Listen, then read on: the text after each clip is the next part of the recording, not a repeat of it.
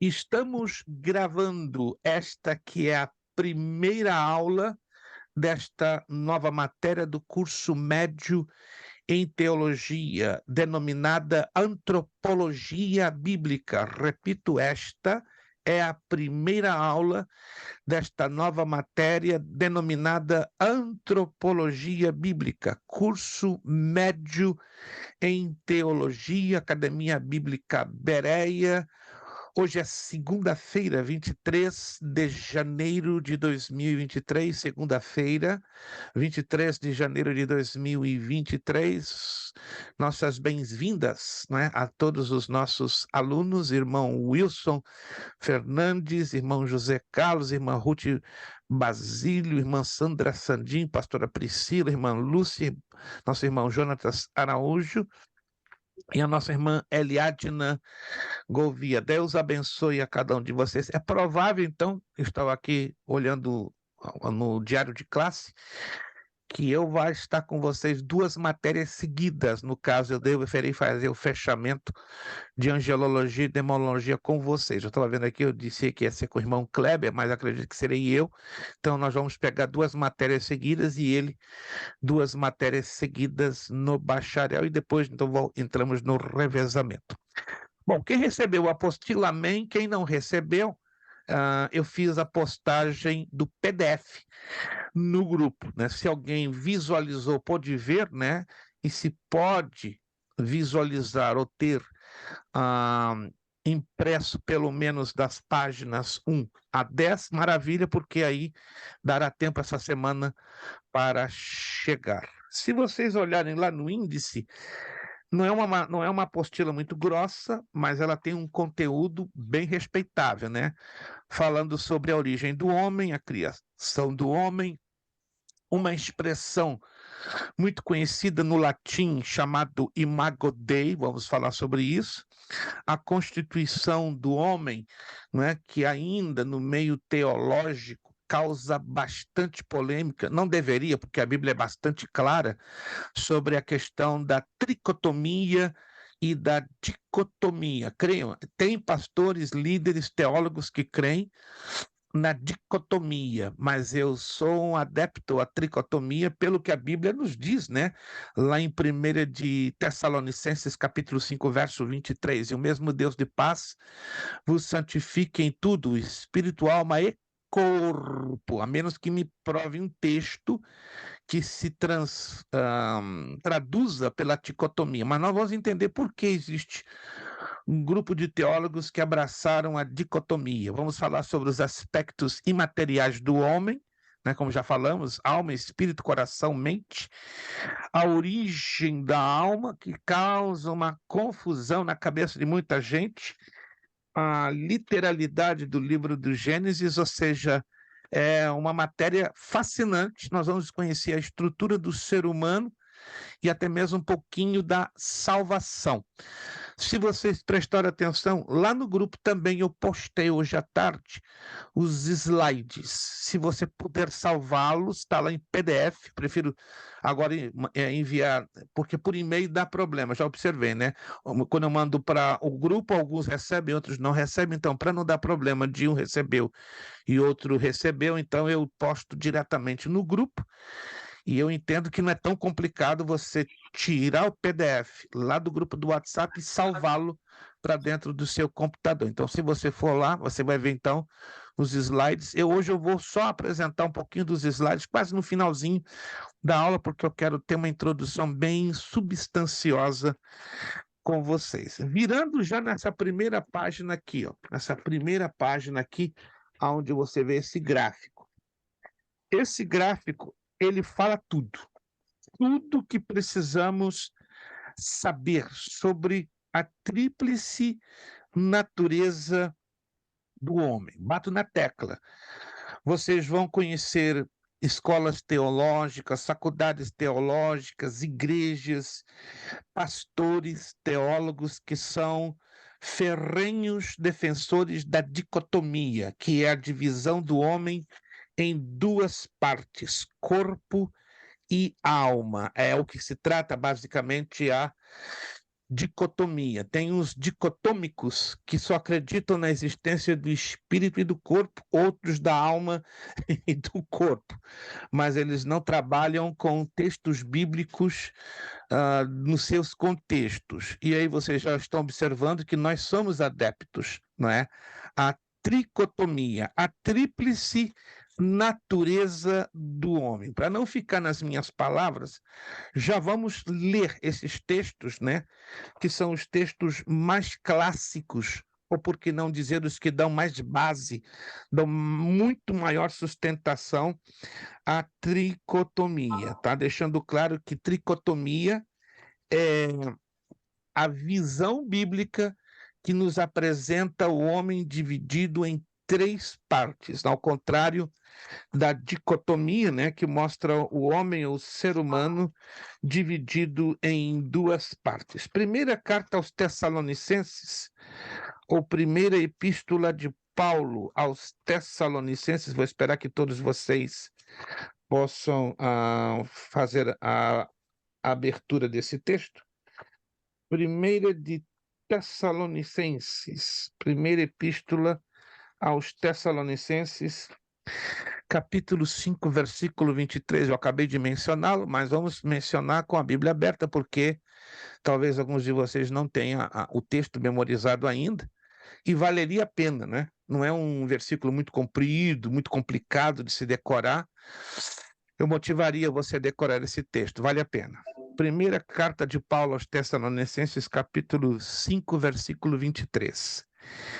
O mesmo Deus da paz vos santifique em tudo, e o vosso espírito, alma e corpo sejam conservados íntegros e irrepreensíveis na vinda de nosso Senhor Jesus Cristo. Olha que chamativo isso aqui. O mesmo Deus da paz vos santifique em tudo. Santificar, já sabemos, quer dizer separar para o uso exclusivo. E aí, olha a ordem. É importante entender que há textos bíblicos que fazem questão em estabelecer uma ordem bíblica. E a ordem bíblica é essa: primeiro, espírito; segundo, alma; e terceiro, corpo. Ou seja, neste texto aprendemos que a santificação promovida pelo Espírito Santo nas nossas vidas, ela é de dentro para fora, ao contrário que muitos têm ensinado, de fora para dentro. Não, a ordem bíblica, ela é bem específica, é de dentro para fora. E é a razão do nosso estudo desta matéria, antropologia bíblica. O outro texto que entendemos que valeria a pena também vocês decorarem, não é um texto muito longo, não é um texto muito comprido, não é um texto muito complicado, seriam os dois textos que eu motivaria vocês a decorá-los, né? São excelentes para nos lembrarmos desta questão da trindade humana. Hebreus 4:12. Hebreus 4:12, falando sobre a poderosa palavra de Deus. Porque a palavra de Deus é viva e eficaz, e mais cortante do que qualquer espada de dois gumes, ou seja, de duas lâminas, e penetra até o ponto de dividir alma e espírito, juntas e medulas, e é apta para discernir os pensamentos e propósitos do coração. Alguém me perguntou, mas aonde eu vejo aí a trindade humana? Vamos lá. Você, aluno que está lendo comigo esse texto, já passou por ele várias e várias vezes. Eu queria saber de você. Qualquer um pode abrir o áudio e me dizer aonde você lê, aonde você encontra, aonde você detecta a trindade humana. Vamos lá, qualquer um pode abrir o áudio e me responder essa pergunta. Alma e espírito, ok? Ok. Quando fala junta medulas, está falando do corpo, ok? Exatissimamente. Exato. E muita gente desculpa a expressão bem brasileira, se embanana, se complica muito, né?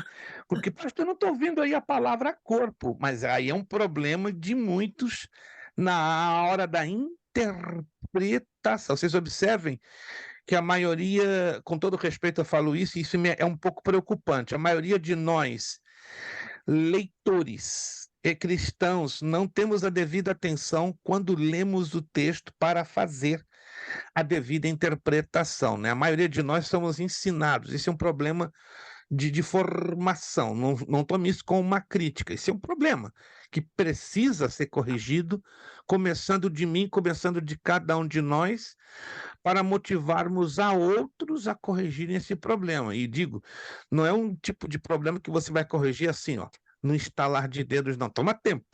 Isso é uma questão, como eu acabei de falar, de formação. Então, um bom número de nós cristãos somos formados e ensinados a ler o texto assim, ó, na superfície.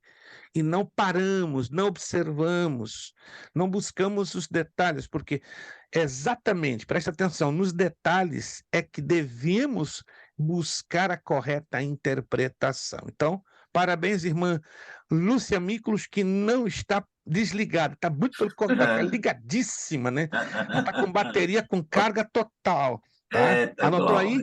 Tá, anotou aí? Se não anotou, ó. Alma e espírito são as duas divisões.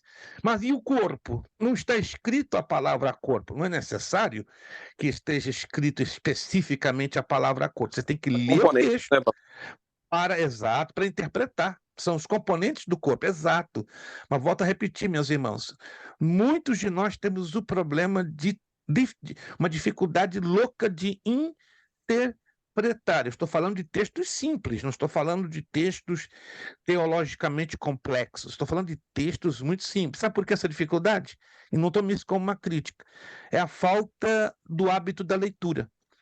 Quando inexiste este hábito da leitura, ou seja, quando o aluno ou o cristão, né, não é muito chegado a querer ler, ou a gostar de ler, ou a exercer a leitura, claro, ele vai ter uma dificuldade impressionante na leitura. Está aí, não me deixa mentir, irmã Sandra Sandin, já há anos envolvida com magistério, com ensino secular, né? Ela está aí como testemunha, ela já teve, com certeza, irmã Sandra, experiência de ter dezenas ou centenas de alunos que, por não ter cultivado o hábito de leitura, estão lendo textos simples, mas quebram a cabeça, que é uma loucura para interpretar. Correto, irmã Sandra? Sandra. E o mesmo problema ocorre. E o problema piora com respeito à Bíblia. Se o camarada não é um assíduo leitor no sentido secular, na Bíblia piorou, porque a Bíblia lá vai exigir muito mais atenção na leitura dos textos. Vamos ficar, então, um pouquinho concentrados nesse gráfico. Eu peço que você não retire os seus olhos deste gráfico. Entenderam, então, sobre a tríplice natureza do homem? Alguns de vocês, falando bem sinceramente, porque é um direito do aluno discordar desta visão, né, da tríplice natureza do homem. Talvez eu esteja falando aqui com algum aluno que seja dicotômico, que creia na... Senhor, você pode não acreditar, na turma da quarta-feira tem 3 alunos que são dicotômicos roxos. E eles debatem pesado, mas com textos isolados. Eu deixo. Né? Na semana retrasada, faltou dar uma aula de 20 minutos. Eu deixei. Os alunos não gostaram. Não, calma, deixa ele expor a visão a qual ele aprendeu. E foi pegando um texto aqui, um texto acolá, e pá, e pá, e pá. Daqui a pouco, ok, meu irmão. É somente isso, ok. Agora me explica esses 3 textos que o irmão me apresentou, porque são textos isolados. Tem outro texto que me dê prova, me dê a balização, que me dê fortalecimento? Não, são esses que eu aprendi. Então, meu irmão, tem um negócio aí errado, porque para você defender uma argumentação bíblica como 100% correta, você tem que ter pelo menos, para cada um desses 3, ele me apresentou 3 textos, que tivessem mais 3 sobre cada um. Então, a teoria da dicotomia ela cai por terra quase que facilmente. Mas vamos lá. Temos aqui algum aluno que seja dicotômico ou todos são tricotômicos? Quantos Eu creem já na fui. tricotomia? Eu Hein? já fui, não sou Olha só. Confessar nunca é pecado, é muito pelo contrário, é nobre. Ela já foi. já fui. Interessante isso, né? Ela já foi e ela sabe das razões, né? É, Porque alguns presbiterianos, não sei se vocês sabem, eles são ensinados por raiz em serem dicotômicos. É interessante isso, né? A gente, quando chegar lá na parte da dicotomia, vocês vão entender por que tantos e tantos e tantos evangélicos, cristãos sinceros, pastores, teólogos abraçam a dicotomia. Mas vamos lá então, vamos ficar com os nossos olhos aqui em cima desse gráfico. Espírito, alma e corpo. Quantos de vocês estão olhando para a esquerda do gráfico? Vocês estão vendo que para cada uma dessas três partes tem uma imagem de um homem de pé. Estão vendo todos? Estão vendo todos? Para cada uma dessas três partes diferentes, tem uma imagem de um homem de pé, representando, né, a unidade de cada um deles, ou a individualidade de cada um deles. Agora, observe que ao lado deles tem as palavras espírito, alma e corpo. Quem de vocês está observando que debaixo dessas palavrinhas tem uma palavra em parênteses? Quantos estão vendo? Tem uma palavrinha em parênteses. Essas palavrinhas em parênteses são os termos gregos originais. Irmão José Carlos, bons olhos o vejo, né? Os olhos apertadinhos, não como os meus estão esbugalhados. Mas o irmão José Carlos deve ter uma raiz oriental, né? Eu já desconfiava, né? E pode fazer a sua árvore genealógica que o irmão vai encontrar uma raiz oriental. A chinesa me Coreanos, japoneses, tailandeses, mas o irmão tem. Eu não quis ser indiscreto. Ela falou, você não é chinês, não? De onde vem esse olho puxado? Eu falei, eu não sei. Eu acredito que o irmão tem. Se o irmão fizer a sua árvore genealógica, vai chegar em algum lugar lá do Extremo Oriente, né? Eu me alegrarei muito saber que o irmão tem sangue chinês, japonês, coreano, tailandês, enfim. Como? Nós somos uma mistura de tudo. É, mas o irmão tem uma definição bem interessante, né, para o Extremo Oriente. Vamos lá, então. A palavra espírito no grego é pneuma. A palavra alma no grego é psique. Outros chamam de psirre, tá? Só para você entender. Tem alguns teólogos que usam a pronúncia psirre, outros psique. Não está errado, porque a forma grega ela tem os dois formatos de pronúncia, psirre ou psique. E corpo, a palavra grega é soma, soma. Aí nós vamos entender, por exemplo, quando se usa na língua portuguesa a palavra pneumático, pneumático quer dizer propriedade do espírito.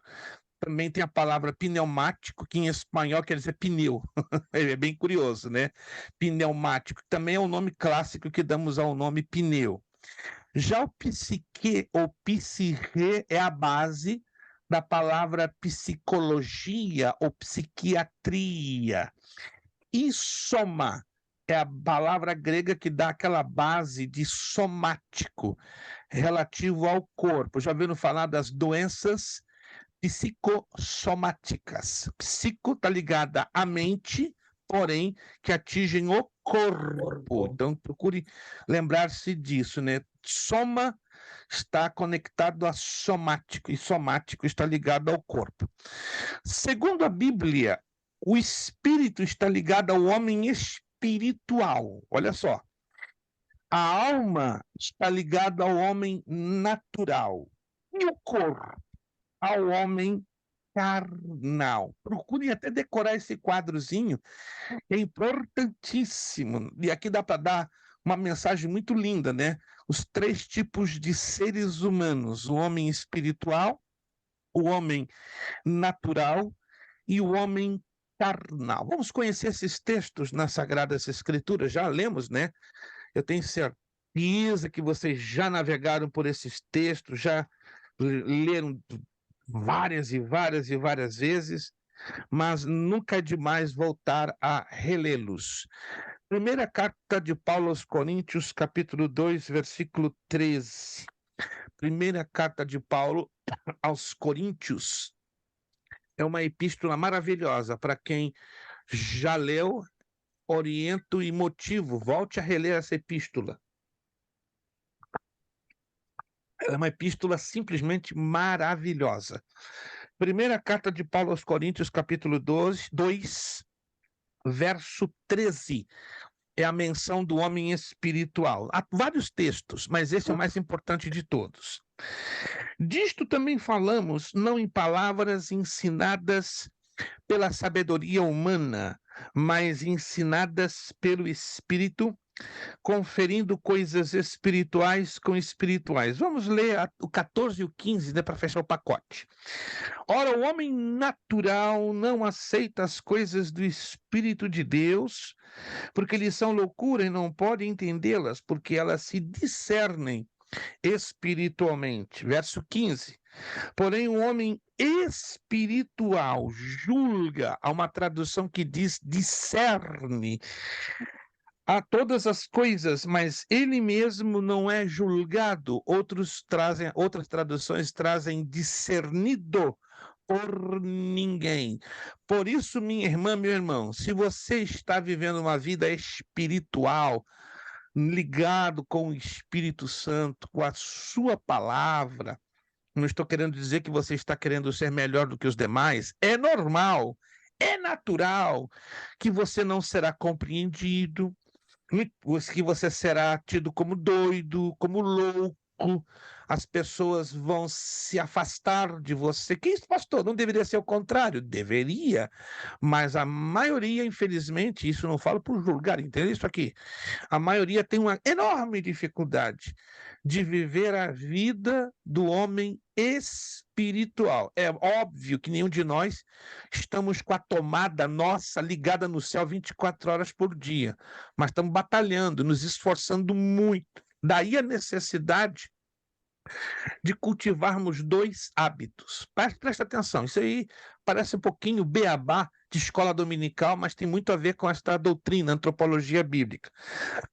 Quando criamos o hábito de cultivar uma vida de oração e uma vida de estudo compromissado da palavra de Deus, qual é a tendência? A nossa mente vai estar cada vez mais ajustada à mente de Cristo. Paulo mesmo disse, nós temos a mente de Cristo, mas essa mente, ela chega a nós assim, automaticamente? Não. Demanda um processo. E esse processo é exatamente resultado do cultivo de dois hábitos que vão determinar a nossa maturidade espiritual, ou seja, uma vida de oração, temos que cultivá-la. Se eu não consigo cultivar uma vida de oração, é porque eu estou tendo alguns tipos de problema na nossa vida espiritual. Aí temos que ser humildes e dizer, Senhor, eu estou com problema em cultivar uma vida de oração. Então, temos que ser humildes e reconhecer e pedir a misericórdia de Deus e buscar da parte dele como da sua palavra. E outro, o compromisso de estudarmos a palavra. Esse é um outro problema, entendeu? De que vale ter uma vida cheia de compromisso com a vida de oração se a gente esquece o outro lado? É uma balança, entendeu? O fiel da balança. Tem que estar pesando lado a lado, de forma equinânime ou equiparada. Mas o ser humano é um pouco complicado em buscar o equilíbrio. Ou ele está com o peso muito para cá, ou o peso um pouco para cá. Então, vida de oração e a vida de estudo da palavra tinham que estar aqui assim. Aí você vai entender por que muitos não entendem você, que está lutando para viver uma vida equilibrada. E aqui a Bíblia é interessante quando diz isso, né? O homem espiritual discerne a tudo e a todos e não é discernido por ninguém. Então não se assuste.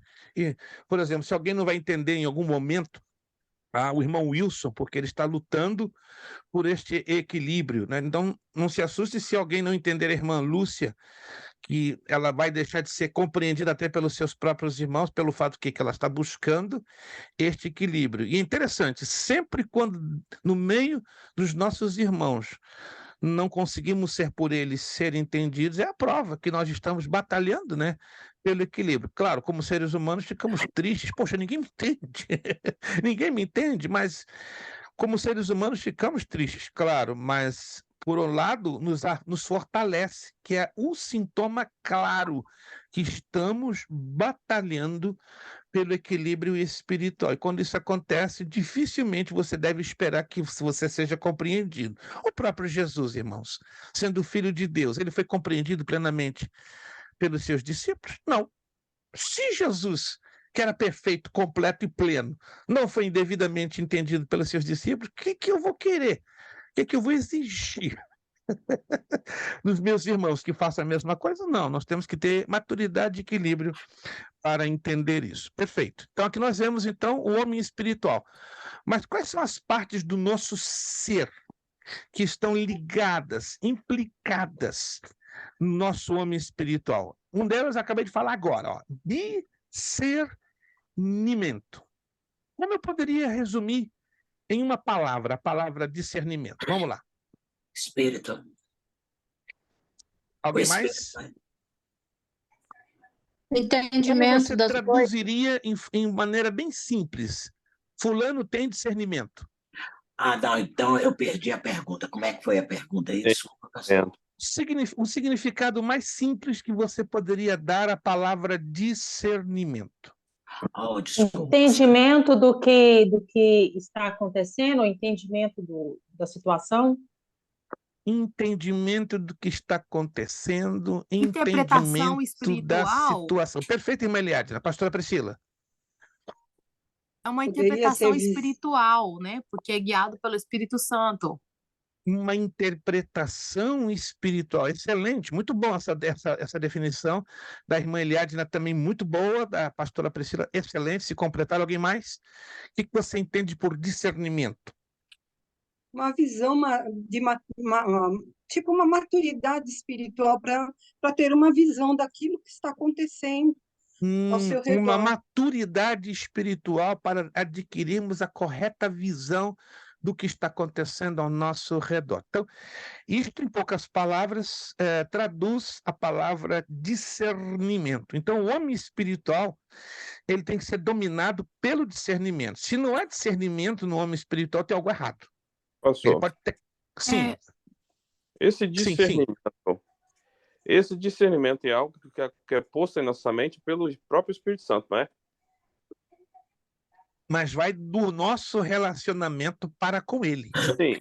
No Se caso, o relacionamento com o Espírito Santo entre nós aqui, isso é bíblico, vamos estudar isso mais à frente.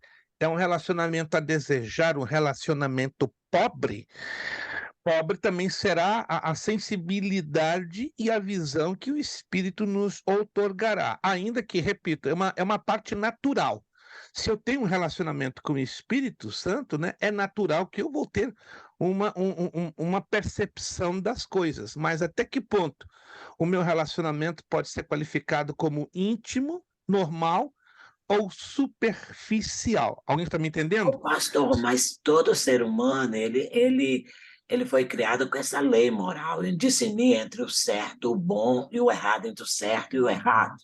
Esse Dependente do Lei espiritual, moral, né? mas no que tange a certas situações que exigem o discernimento espiritual, a aí coisa já é pega. A coisa pega. Por exemplo, vou dar um rápido exemplo. Eu sei que os irmãos querem participar, mas só entendo isso aqui. Isso aqui é delicado. Hoje em dia, como estamos vivendo os dias que antecedem o arrebatamento da igreja, os satanistas estão entrando nas igrejas assim em massa. Quantos de nós cristãos temos o discernimento de detectar a presença de um satanista no meio de nossas igrejas? Resposta: poucos.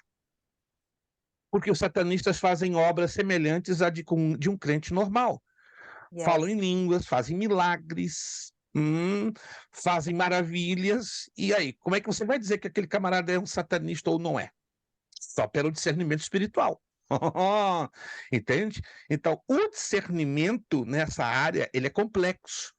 Ele entra em um dom espiritual, como diz lá na primeira carta aos Coríntios, capítulo 12, versículo de 8 a 10. É o discernimento de espíritos, ou seja, uma coisa é o discernimento normal que adquirimos pelo relacionamento que temos com o Espírito Santo.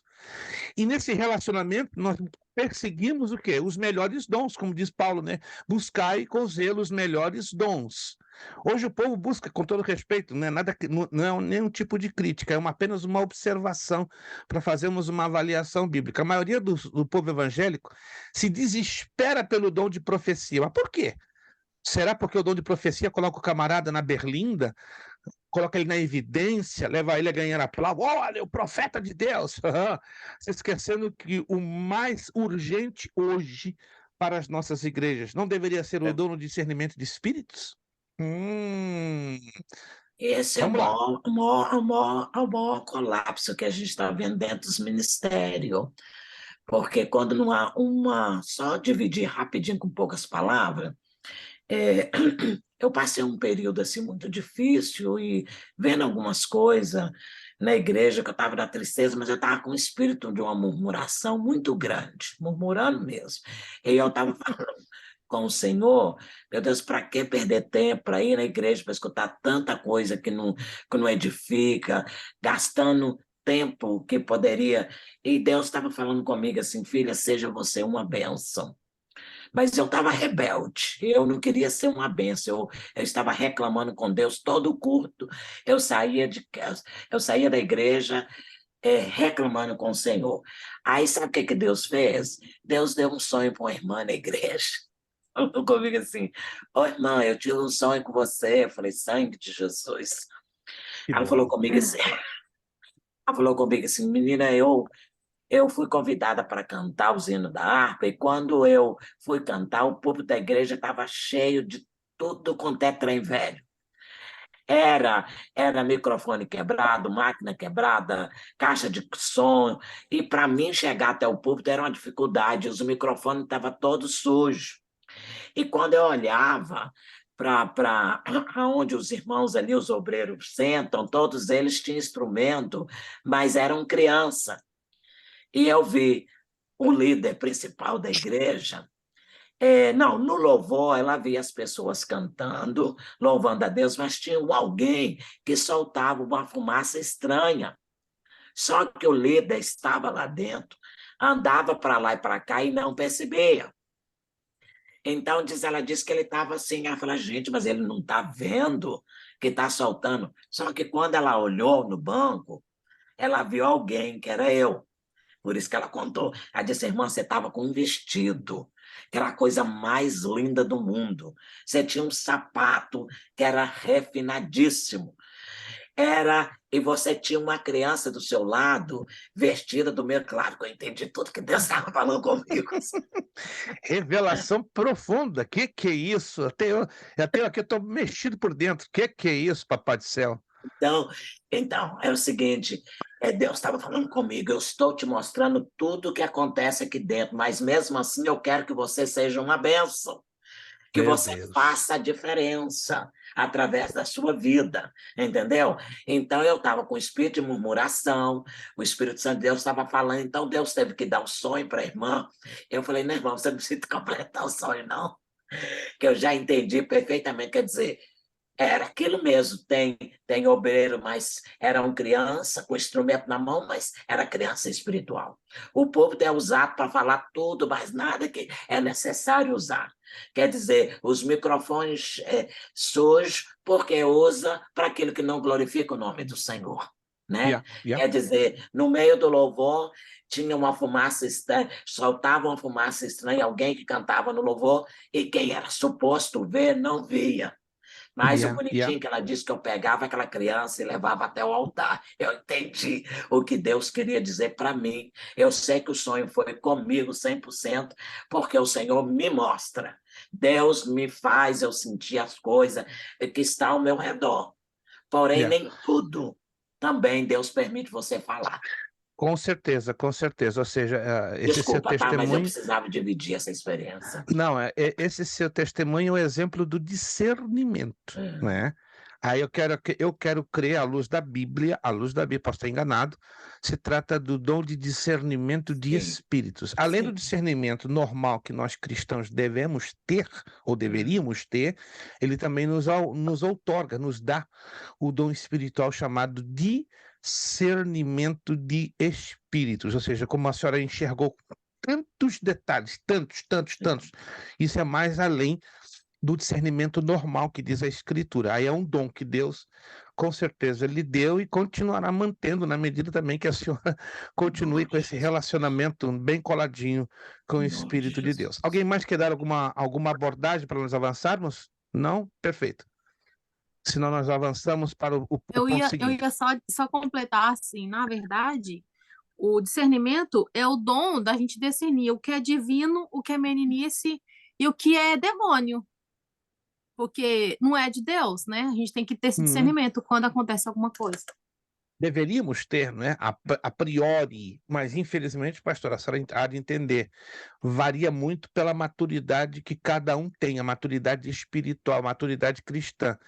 Meninos na fé não têm esse discernimento. Deus quer que eles tenham? Quer, óbvio, mas meninos na fé. Quando eu falo meninos na fé, eu não estou falando de apenas novos convertidos. Eu estou falando de crentes de 20, 30, 40 anos. Eu conheço pastores, eu conheço evangelistas, presbíteros, diáconos de 20, 30 anos de fé, que são meninões.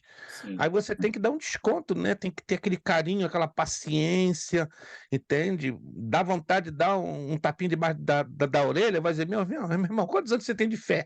25 anos, meu amigo, vontade de te espancar é grande, né? Ou vocês pensam que, irmãos, às vezes eu peco. Quando eu olho assim um pastor de 30 anos de igreja, 20 de ministério, e dá uma de criança no púlpito, uma vontade não me falta, ó. Eu encho a minha mão e digo, Senhor, perdoa, porque que vontade de acertar debaixo da orelha desse E eu homem. estava murmurando.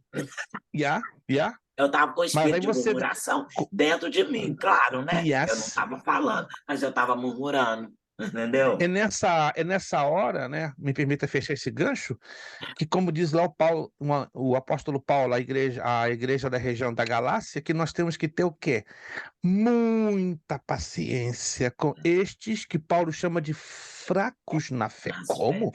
Um pastor tem um tipo de atitude, Paulo qualifica como um fraco na fé.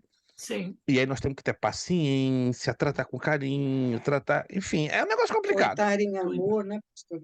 É muito complicado, irmã Ruth, porque você vê que a congregação é reflexo da mesma imaturidade. Se o líder age imaturamente, é claro, vamos esperar que a congregação se comporte diferente. Vai ter um ou outro que serão maduros, mas esses um ou outro que seriam a minoria, 2 e 2 são 4, vão estar em constante conflito com o pastor ou com o líder da igreja, porque eles estão espiritualmente um pouco acima, entendeu? E não aceitam esse tipo de... Por isso que em alguns casos, não são todos, alguns membros de igreja não aguentam e saem fora. Então, para não criar o pecado da murmuração, que até pode dar margem na frente para o diabo dividir a obra, eles preferem o quê? Pegar as suas malas e partir para uma outra igreja. Né? É uma coisa bem complexa, bem complexa. Muito difícil. Vamos lá. Outra característica do homem espiritual é a vida da esperança. O homem espiritual está sempre envolvido com esperança. A casa está caindo, mas ele está lá enxergando as coisas com olhos de esperança. Outra coisa, o homem espiritual ele dá importância à adoração, coloca a adoração em primeiro plano. A vida de oração e a vida de fé. Então, anote esses 5 elementos que constituem o homem espiritual, né? Que é o homem regenerado, diz aqui na apostila, né? Experimentado ou espiritualmente maduro. Como é que eu e você avaliamos, à luz da Bíblia, a nossa maturidade espiritual? Primeiro, pelo nosso discernimento, acabamos de falar agora. Segundo, o nível de esperança. Se a minha esperança é pouca, tem alguma coisa errada. A minha maturidade não é, então, suficiente. Pastor, o negócio está feio, está preto, está roxo. Se somos espirituais e maduros, a nossa esperança vai estar em alta. Ainda que tudo esteja errado, porque a nossa esperança não é circunstancial. Não está tudo bem, vamos ter a nossa esperança lá em cima. Não.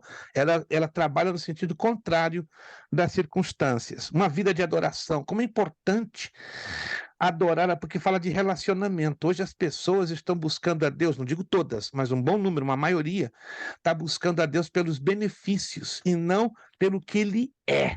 Se você fazer uma pesquisa entre 100 pessoas, não entenda isso como julgamento e nenhuma crítica. É um fato. De 100 pessoas, 60 vão dizer: eu estou indo na igreja por causa do meu green card. Eu estou indo na igreja para buscar a saúde da minha enfermidade incurável.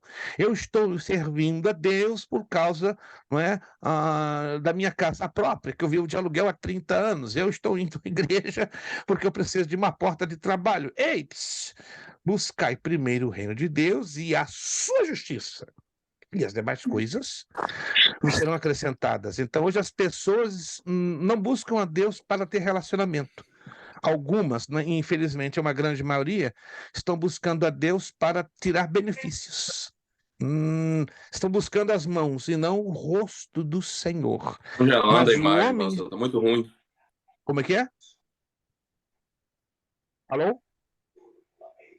A conexão do irmão José Carlos deve estar falhando. Todos estão me ouvindo e me vendo perfeitamente? Alô? Amém. Todos estão me vendo e isto. Então, é a conexão do irmão José Carlos, infelizmente, que está bastante deficiente.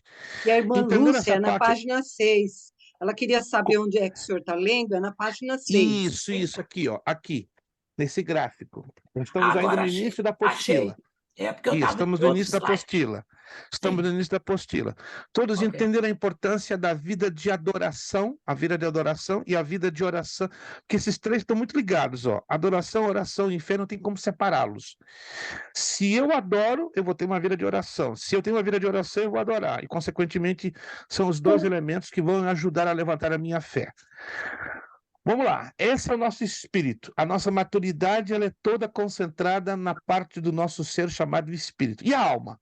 Como é que trabalha a alma? Olha lá. A alma é o nosso homem natural. Acabamos de ler esse texto em 1 Coríntios 2,14. Quais são as faculdades, as características da nossa alma? Imaginação, sentimento, vontade, consciência e razão. Eu não sabia que eram essas as partes práticas da nossa alma. Então, tudo que passa na nossa mente está no campo da nossa alma.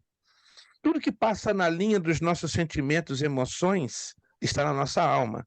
Nossa vontade, nossa capacidade de escolher o certo e o errado, priorizar e despriorizar está na nossa alma. Nossa consciência, aquela coisa que lá no fundo diz se estamos certos ou errados, está na nossa alma. E a razão, o que é a razão? É você querer dar lógica e sentido a certos fatos da vida. Nós, como cristãos, temos que ter muito tato, ou por que não dizer discernimento, para não espiritualizarmos demais coisas que não devem ser espiritualizadas, não é? E temos que ter muito cuidado com coisas que não deveríamos racionalizá-las, ou seja, colocar demais a razão. Essa é a parte complicada, né? Porque tem cristãos que ou espiritualizam demais a coisa aqui, ou racionalizam demais a coisa aqui. Então, nós cristãos temos que lutar pelo equilíbrio, né? De sermos espirituais e racionais. Inclusive, o apóstolo Paulo fala isso na carta aos Romanos, capítulo 12, que devemos apresentar ao que é Deus, o que é um culto racional. É um culto com a nossa razão. É óbvio que a presença de Deus, quando ela desce de uma forma sobrenatural nas nossas vidas, vai mexer com o quê? Com as nossas emoções. Sim ou não? Nossas emoções, a menos que sejamos frios, geladeira, né? Ou, com todo respeito, tradicionais, que não tivemos ainda uma experiência com o Espírito Santo. Mas se somos pentecostais, ou temos aquela tendência pentecostal, é claro, quando recebemos a presença do Espírito Santo, nossas emoções vão ser tocadas, agitadas, movidas, mas isso não justifica apresentarmos um culto emocional. A Bíblia não fala isso. Quantos estão me entendendo, gente? Sim. Temos que apresentar um culto racional, um culto com a razão. E a razão fala de quê? Equilíbrio. E essa é a parte mais difícil para alguns cristãos, né? Serem equilibrados.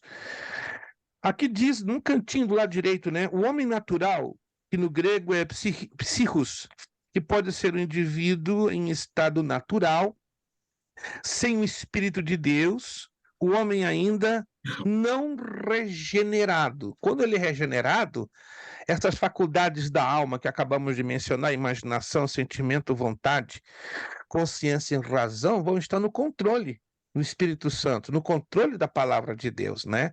Mas humanamente falando, quando a pessoa não tem um encontro com Cristo, claro que estas faculdades da alma vão continuar funcionando sem a ação do Espírito Santo. Agora o nosso corpo, tá ali, ó, lá embaixo, soma. Aí fala o homem carnal, 1 de Coríntios 3, 1 a 3. Fala dos 5 sentidos que nós, como seres humanos, temos, né? E esses sentidos são aqueles que fazem a conexão, né? Que fazem a conexão do nosso ser espiritual com o nosso corpo. Ó. Visão, audição, olfato, tato, paladar.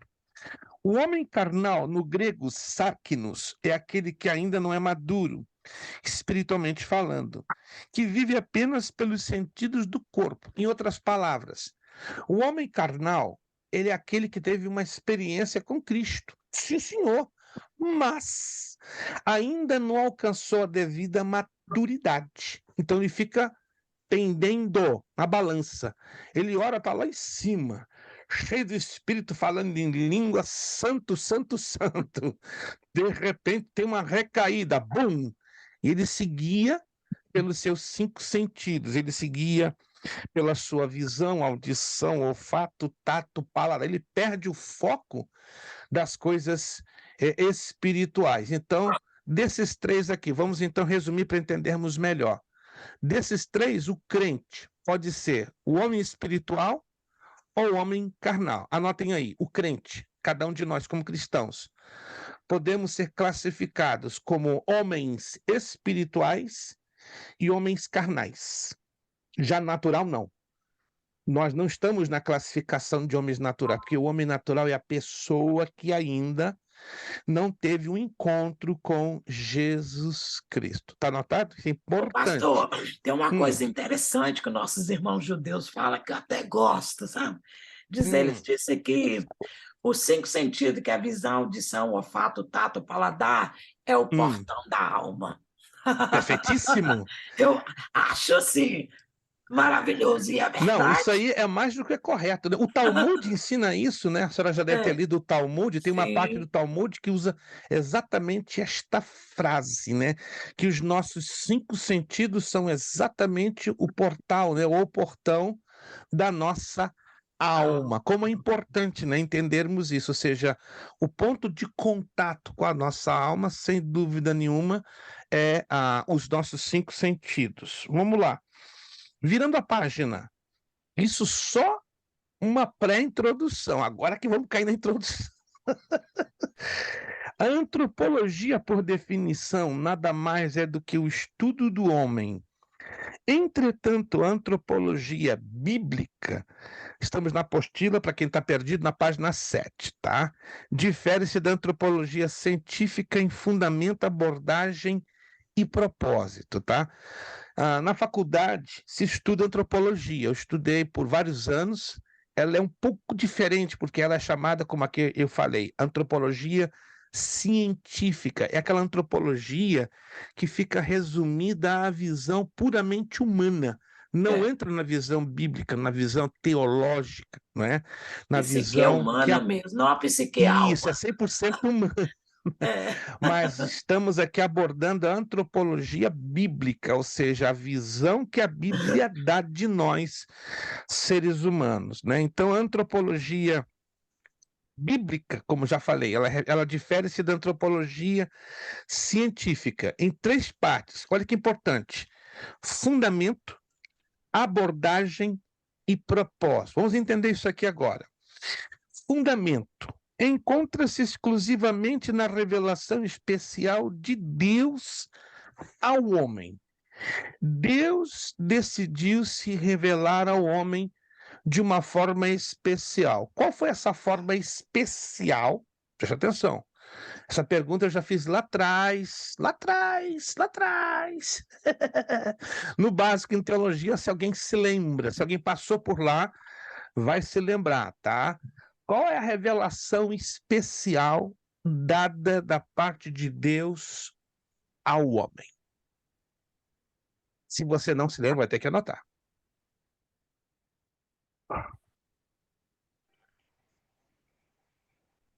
O silêncio domina a telinha. Somos filhos Não de há- Deus. Não, nós já falamos lá atrás. Há um método que Deus usou para dar-nos a sua revelação especial. Meu Pai, não é possível? Sopro do Espírito? Sopro? Não, como vocês esqueceram disso, papai do céu? Agora eu estou big surprise. A consciência humana? Nada disso. Dá só uma dica aí. Isso foi estudado como uma das primeiras matérias do curso básico em teologia. Qual foi a matéria? Rapaz, esse é o tipo de situação que não pode ser jamais esquecida. Sorry. Qual foi a revelação especial dada da parte de Deus ao homem? Nós somos imagem e semelhança de Deus? Não. Em qual Tá lá quesito? atrás, nas primeiras matérias. Gente, eu Em não qual sabia que requisito vocês se que eu falo? esqueceram, não. Cristo não? Como? João... Jesus Cristo, João 3,16? Não. Chegou perto. Irmão Jonatas, chegou pertinho. Só estica meio metro, como é que alcança? Gente, essa pergunta é digna da isenção do trabalho. Sério, eu estou pensando em isentar o aluno que me responder corretamente. O descer do Espírito Santo? No homem? Jesus Cristo não. deu seu único filho por amor de nós? Valendo a isenção do trabalho de antropologia bíblica. O negócio esquentou. Valendo. Não é possível, não. Agora palavra, estou surpreso demais. Verbo Qual é a ficou revelação especial que Deus deu ao homem? Papai do céu! E o mais estranho, estamos sendo gravados e ninguém está conseguindo se lembrar. E nós falamos, já batemos nesse assunto para quem passou nessas matérias, as primeiras matérias do curso básico. Rapaz! Dou-lhe uma, valendo a isenção, e ninguém está pegando. Que é isso? Dou-lhe duas, vai morder vocês agora. Dou-lhe Nós três. não éramos da salvação, mas através de Cristo nós... Nada disso. Olha a revelação especial de Deus dada ao homem. A Escritura Sagrada. Ai, ai. Nossa. A Escritura Sagrada. My Nossa, goodness. that's embarrassing. Yes, Sorry. I'm Oh very, my very God. Na mão. impacted. Estou impactadíssimo. Eu acho que tentamos espiritualizar o negócio demais, pastor. Isso ficou impressionantemente na história do médio. Vocês se esqueceram de um ponto fundamentalíssimo. Os Anotem alunos aí. de teologia. A revelação especial dada de Deus ao homem. Meu A Deus. revelação da Escritura Sagrada. Nossa. Não pode ser esquecido. Não. E Foi a quem for palavra. embarcar para o bacharel, eu vou voltar a tocar essa pergunta. Santo Deus. E, infelizmente, não é que eu queira que Pastor, isso eu com o aconteça. microfone desligado, eu falei a palavra de Deus, a revelação da palavra. O verbo Não vivo, ouvi, pastor, infelizmente. a palavra. Oh, que É porque pena, irmã estava aqui, eu Ruth. ouvi Oh, agora. irmã Eu falei, Ruth. como é que ele vai ouvir? Está tudo baixo aqui, Irmã sabe? Ruth, vigia, irmã Ruth. Vigia, irmã Ruth, a irmã não vigiou. Vocês não vão acreditar. Eu vou voltar com essa pergunta lá no bacharel. E A acredite, não é que eu não... bibliologia, desculpa, pastor. Foi mesmo. Bibliologia, tá aí. Nós estudamos isso. Quem passou por essa matéria vai se Sorry. lembrar. Bibliologia, o estudo da estrutura da Sagrada Escritura. Anotou aí? Anotou aí? Ó, a revelação especial dada por Deus ao homem, a Escritura Sagrada. E É que na hora garanto, de formular, pastor, a pergunta, a gente viajou na maionese, desculpa. Yeah. A gente Foi viajou. embarrassing. Tô falando eu viajei. Sorry. lá no bacharel, quem for passar para o bacharel, eu vou fazer essa pergunta e garanto Ah, desse mas grupo agora aqui, se você estiver no pode bacharel, isentar de tudo que eu não perco mais, não. Ó. Depois dessa, Eu ninguém esquece. garanto, eu posso estar Vai muito não. errado, a menos que É vocês igual, já meu comecem filho. a decorar isso até as últimas consequências, mas Não, eu creio que vai ser meio a meio agora, né? Metade vai se lembrando, metade vai se esquecer. I'm not gonna embarrass myself twice. Se todos se lembrarem, olha, eu vou dar glória até ficar com a garganta rouca. Porque isso é muito Sorry, básico, Pastor. compreende, That's irmãos? E embarrassing. essas coisas que são muito básicas, você tem que anotar, tem que bater na mente. Não posso me esquecer de algo que é demais. É a mesma A coisa. gente viajou na maionese. Yeah. Tem um aluno, não vou dizer de qual turma, né? Ele insistiu demais comigo. E os livros do cânon sagrado são 73. Eu falei, meu irmão, você tem com problema. Não, são 73, são 73, são 73. Ele ficou nervoso de uma maneira assustadora. Eu falei, irmão, me prove. Aí ele começou a citar de mente cada um dos livros. Aí teve o problema. Aí eu fui entender. Agora estou entendendo porque o irmão insistindo com 73, porque ele foi ex-católico por mais de 20 anos e ele estava incluindo os livros apócrifos. Os 7, ele bateu lá na tecla. Ele falou os 66 mais os 7. Mas, Calma, irmão, agora estou entendendo.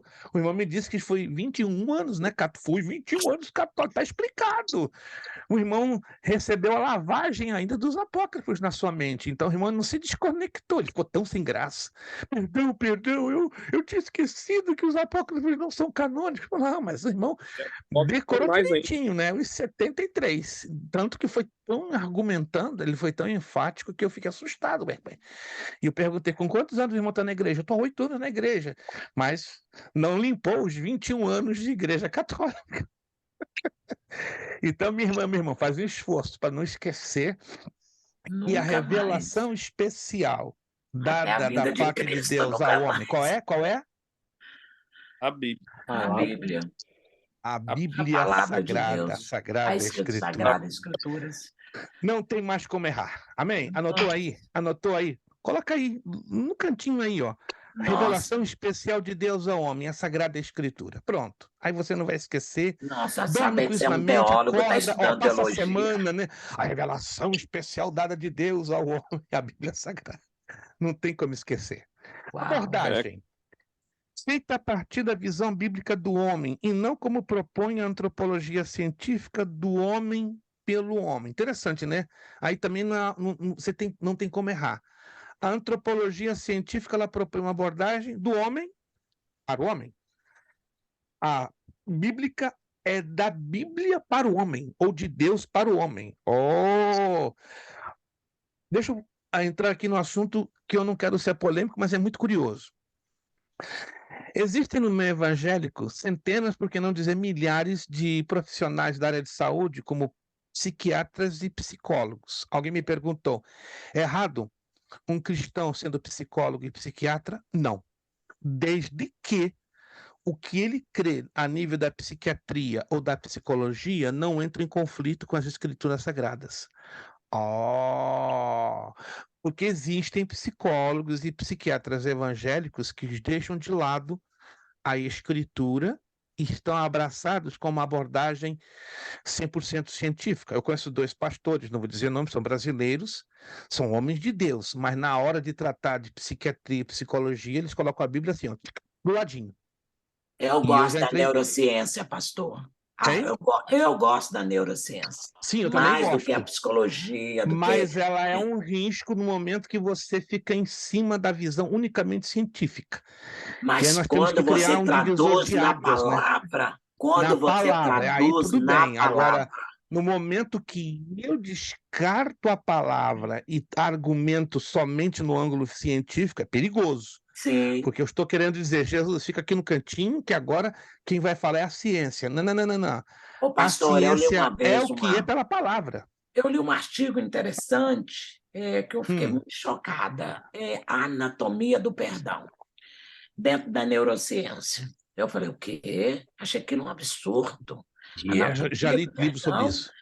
E aí eu li, falei, gente, isso é uma vergonha para nós como crente. E aí está aí, né, que o senhor acabou de ler hoje, Hebreus 4:12, né? Quer dizer, então, dentro dessa anatomia do perdão, quer dizer, eles ensinando um método funcional para o perdão. E a Bíblia diz que a palavra de Deus diz que a Bíblia ela não é funcional, não, ela é eficaz. É eficaz, exato. Gente, que coisa linda, mas por isso que eu gosto de ler a ciência, porque aquilo me dá assim, eu falei, o quê? Vocês estão muito atrasados, peraí. A Bíblia diz diferente. É como alguns afirmam, a Bíblia contém a palavra de Deus. Olha a heresia. Vou repetir a frase. A Bíblia contém a palavra de Deus. Essa é uma frase herética. Por que ela é herética? Por que ela é herética? Ela é a palavra de Deus, ela é. Ela é. Ela é não ativa. contém. Ela é uma existência viva. Ó, ainda que isso aqui, ó, presta atenção, gente. Eu creio que você sabe disso. Nem seria necessário fazer essa exemplificação. Ainda que isso aqui, ó, é couro, papel, tinta. Mas isso aqui, sendo couro, papel, tinta, isso aqui tem vida. Foi inspirada por Deus. É vivo. É o único livro que do tem universo. poder Ó, de transformar, mudar e salvar, libertar. isto, irmã Eliadna, é o que eu estou me referindo. É papel, é tinta, é couro, mas tem poder, tem vida. E essa vida transforma. Já um livro de medicina, um livro de história, um livro de geografia, o máximo que pode nos fazer, o que que é? Fornecermos Apontar o conhecimento. problema. Apontar É o isso, problema. conhecimento. Agora, isso aqui vai além do conhecimento. conhecimento. Esse é o problema que eu vejo da grande parte dos cristãos que não gostam de estudar a Bíblia. Que eles não conseguem discernir que isso aqui apenas não dá conhecimento, isso aqui dá transformação. Sim, mas é por isso que eu falei com o senhor que quando eu dei de cara com o título, né, eu falei, gente, peraí, não, esse troço está errado. Eu fui lendo, quanto mais eu fui lendo porque eu ia falar sobre o perdão. Eu ia fazer um estudo sobre o perdão, quer dizer, funcional. Falei, não, peraí, enquanto vocês são Irmã funcionais... Lúcia e irmãos, nós estamos dentro do assunto, falando sobre antropologia. Vocês entendem, pegando o gancho da irmã Lúcia, vocês conseguem entender o porquê que a teologia do coaching está sendo poderosamente vitoriosa? Por causa disto. Por causa desses trocadilhos, dessas palavras de efeito que fascinam as pessoas, que deslumbram. Uau! Encontramos a varinha de condão que vai alterar, vai transformar a minha vida, meu casamento, a minha espiritualidade, vai fazer a minha igreja crescer do dia para a noite. Epa! O que é isso? Varinha de condão? Aqui eu conheço um pastor brasileiro na Flórida, não vou dizer o seu nome por respeito e ética, né? Que ele é o cabeça da teologia coaching. Ele usa exatamente esta frase. Eu tenho para vocês a varinha de condão que vai fazer o seu ministério deslanchar. Varinha de Pastor, condão? eu vi uma mulher que sempre estava na live, uma pastora aqui em Boston, que ela, na live dela, ela falou assim, ela virou coach, né? Depois que, antes eu só lia a Bíblia, mas depois que eu comecei a ler os outros livros, a minha vida mudou, a minha mente mudou, tudo mudou para melhor. Na hora eu saí e deixei de seguir ela. Não. Entendam isso aqui, por favor. Me permita, irmã Eliadna, pegar o seu gancho. Que você e eu leiamos todos os livros necessários, mas jamais coloquemos esse aqui abaixo. Esse é o primeiro. Foi exatamente o que ela fez. Exaltou os outros livros e abaixou este. Esse é o número 1, gente. Preste atenção. Aqui atrás de mim, sem nenhuma vanglória, eu tenho mais de 3.000, só aqui em cima. Na minha garagem eu tenho mais de 9.000 guardados, que eu não pude trazer para o meu escritório. Leio e releio todos eles? Sim, senhor. Tenho necessidade. Mas nada comparado à necessidade de estar neste aqui, ó. Esse aqui é o número 1. Mas, pastor, é o que nós estamos dizendo aqui. Eles são funcionais. Agora, a Bíblia, ela é eficaz. Experimental. Ela é eficaz e experimental. Se eu não tiver uma experiência com a eficácia desse livro, esquece. Sim. Esquece. Veio aqui um pastor na minha casa, olhou esse livro. Pastor, só tem livro no mundo. Ué, por que o irmão acha que eu tenho livro no mundo? É o meu trabalho, é o meu chamado, é o meu ministério, é a minha necessidade de estar atualizado e inteirado. Eu preciso ter a visão de todas as ciências possíveis. Eu amo Aí chegou a assim. dizer o seguinte: então o irmão já deixou a Bíblia de lado por causa de. Não, muito pelo De contrário. jeito nenhum. Aí que Muito a pelo gente acha, né? contrário. Se eu não tivesse lido todos esses livros como eu faço diariamente, eu jamais valorizaria este livro como número um. Por exatamente eu ter a visão de todos eles e outros mais, é que eu faço desse aqui, ó, o número um. Comprova a Nada de eficácia da Bíblia. funcional, senão experimental. Sim, irmão Zé Carlos? Comprova cada vez mais a eficácia da Bíblia. Exato! Isso aqui não é um luxo, gente. Isso aqui é uma necessidade para o meu chamado, para o meu humilde ministério. Se eu não tivesse lido isso e mais alguns outros, ó, isso aqui para mim ficaria meio ofuscante, mas mais do que nunca, isso aqui continua sendo, ó, número um, porque é a experiência que tem transformado e Vida. luto para que transforme a minha vida mais ainda. Ó, pastor, olha, a gente para pensar, a ciência, ela está sempre criando novos métodos, nunca é eficaz, né? Yeah? Aí, daí a pouco, elas descobrem outra metodologia e vai aplicando. Mas a Bíblia, né, o que nós lemos, que o senhor leu aqui hoje, ela é viva. Ela é viva, exato. Period. That's Ela it. transforma, e pronto, that's it, Entendeu? tá? É That's uma it. metodologia que não falha, porque ela é viva. Exato. A That's it. teologia coach, ela trabalha com funcionalidade e não com Sim. experiência viva Não. da palavra. Eu resumo tudo nessa frase: respeito os pastores e pastoras que estão envolvidas no coach e lamento, falo com profundo pesar, porque estão arrastando a milhões. Essa é a verdade. Só que nos Estados Unidos, e desculpe, eu não estou aqui combatendo aos coaches, mas estamos abrindo a palavra na luz da antropologia bíblica, é uma pena que centenas de bons servos de Deus, cheios das melhores intenções, estão sendo seduzidos pela teologia coach. Aqui na Flórida é o centrão dos coaches de todos os, se você não sabia, né? Em Massachusetts, Connecticut está se tornando o segundo em todos os Estados Unidos. Eu fiz uma pesquisa de um ano atrás, um ano e meio, mais de 25% das igrejas brasileiras nos Estados Unidos estão aderindo à teologia coach, porque estão colocando de lado a visão da antropologia bíblica. O homem é o terceiro, centro, pastor. O homem é o centro. E Deus isso. deixa de ser o centro. Aí está, irmã Lúcia, quando a Bíblia e Cristo deixam de ocupar o centro, aí entra o homem automaticamente como centro das atenções. Por fim, propósito. Já falamos de fundamento, abordagem e propósito. Então, a antropologia bíblica demonstra a postura privilegiada do homem em relação às demais criaturas, bem como a sua atual deficiência moral diante de Deus. Olha que coisa um tanto antagônica, né? Contraditória. O homem tem uma postura privilegiada na presença de Deus? Tem, porque foi criado à sua imagem e à sua semelhança. Por outro lado, do outro lado extremo, o homem tem uma deficiência moral, resultado do pecado no Jardim do Éden. Temos aqui duas frases que eu gostaria que você tivesse em mente. A antropologia teológica ocupa-se unicamente com o que a Bíblia diz a respeito do homem e da relação em que ele está e deve estar com Deus. Esta é a antropologia teológica. A bíblica que estamos estudando confina-se à palavra de Deus e à corroboração, ou seja, o fortalecimento que a experiência humana pode dar testemunho que confirma a verdade revelada. Então, a antropologia bíblica, ela está centralizada aqui, ó, nas escrituras sagradas, enquanto que a teológica, que também está ligada com a Bíblia, só que ela enfatiza a relação do homem em relação a Deus. Já a bíblica, ela relaciona o homem diretamente com a escritura sagrada. Virando a página, a origem do homem parece uma história de escolinha bíblica dominical, mas temos que entrar nessa parte. Por certo, não existe pergunta com maior bagagem de discussão do que esta. De onde veio o homem?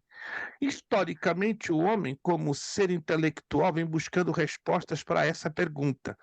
Desde a antiguidade mais remota se encontram relatos de civilizações antigas que tentam responder esta pergunta. No entanto, nenhuma resposta está próxima do fato narrado nas Escrituras.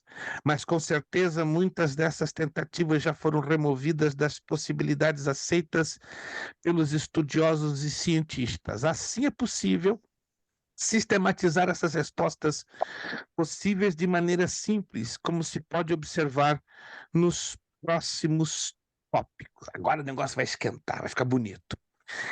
Evolução. Temos várias teorias de evoluções, então vamos falar cada uma delas que se ocupa a antropologia bíblica. Primeira evolução ateísta. Existem duas palavras que rimam entre si, ó, ateísta e teísta. Presta atenção. Todas as palavras na língua portuguesa, se você quiser anotar, isso aqui é importante, que possui, em geral, a letra A na frente, a A quer dizer sim ou não. Teísta e ateísta. Qual a diferença, então? Teísta fala de Deus presente. Ateísta, Deus fora, Deus ausente. Já ouviu falar do ateu? Mas no fundo, não existe um verdadeiro ateu. Eu vou provar a vocês à luz da Bíblia. No fundo, não existe o genuíno ateu. Tem aquele que bate a mão no peito. Eu sou ateu, eu não creio em Deus. Mentira. Todo ateu, lá no fundo, ele tem consciência da existência de um Deus superior. Vamos, então, a essas duas visões da criação do homem. A evolução ateísta, ela não considera Deus como participante principal, e a evolução teísta. Isso ensina-se muito, irmãos, nas faculdades. Grande número dos nossos jovens no mundo, no Brasil, aqui nos Estados Unidos, têm sido corrompidos, né, na sua mentalidade por causa dessa abordagem chamada evolução ateísta. A palavra evolução indica um processo crescente, desenvolvimento. Mas quando é aplicada ao homem, tem o seu significado muito mais expressivo, pois envolve as suas origens. Assim, a evolução ateísta preocupa-se em responder a pergunta em pauta, demonstrando apenas um processo natural no que tange a origem da primeira substância como do desenvolvimento desta. Quem de vocês, não sei se alguém já leu aqui alguma coisa, por menor que seja, sobre esta situação da evolução ateísta, né? Os ateus ensinam, número 1, Deus não participou da criação do homem. Primeiro ponto. Segundo, os ateus afirmam que houve um processo de evolução, mas a partir de um micro-organismo. Alguém se lembra qual é esse micro-organismo que tantos ateus ensinam? Que a partir daquele micro-organismo ele foi evoluindo até chegar ao homem? Alguém já ouviu falar? Alguém já leu alguma coisa? Átomos sobre o Big Bang. Não, micro-organismo. Algum macaco. Átomo não é um micro-organismo. Nem o Big Bang tampouco. É um micro-organismo que, segundo os ateus, desse micro-organismo é que se desenvolveu a vida ao ponto de chegar ao homem. Nunca ninguém leu nada? A ameba. Meu Deus. Ameba. Já ouviram falar de uma ameba? Sim, a ameba é um verme. Só para né? você ter uma ideia, pega um grão de arroz. Alguém conhece um grão de arroz, né? Claro, bons brasileiros que vocês são. Já eu não sou nesse ponto. Eu me divorciei do arroz há um ano por questões de saúde, mas um bom brasileiro não pode faltar um arroz na sua casa. Imagina um grão de arroz e divide por 150. Já conseguiu imaginar? Pega um grão de arroz e divide por 150. É o tamanho de uma ameba. É um grão de arroz 150 vezes menor. A olho nu, nós não enxergamos uma ameba, enxergamos com microscópio eletrônico. Então, segundo a evolução ou a teoria ateísta, a vida humana nasceu de um micro-organismo chamado ameba, que foi evoluindo, chegou no macaco e no macaco chegou até nós. Absurdo, demasiado. Mas vamos entender um pouquinho lendo o que vem aqui adiante. Vamos lá. Não se pode negar que é o certo que mudanças ocorreram através dos tempos. Entretanto, para os evolucionistas, essas mudanças incluem a geração de novas espécies e de formas mais complexas, a partir de formas de vida mais simples. Essa óptica dispensa a ideia de Deus ou de sua atividade, fato bem evidenciado pela identificação desta corrente ideológica. Isso pode ser demonstrado pelas palavras do próprio Charles Darwin. Tá?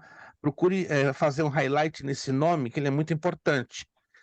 Este homem, no século XIX, ele desenvolveu uma teoria, escrevendo um livro chamado A Teoria das Espécies. Tá? Ele é de nacionalidade britânica, inglês. Ele viajou praticamente quase todo o mundo, catalogando milhares de espécies de animais.